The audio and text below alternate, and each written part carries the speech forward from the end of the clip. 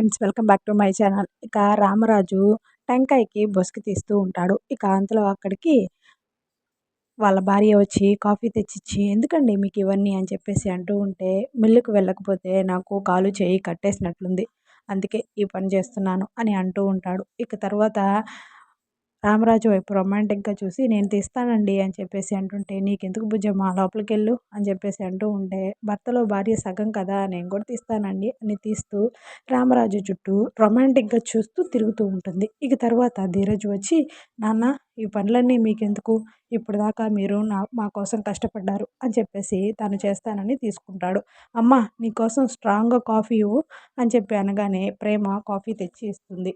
నీ చేత్తో ఇచ్చిన కాఫీ నేను తాగను అని ధీరజ్ అంటాడు. ఇక బుజ్జమ్మ చెప్పడంతో తాగుతాడు. ఇక టెంకాయకి బొసుకు తీస్తూ ఉంటే తన కళ్ళల్లో నలక పడుతుంది.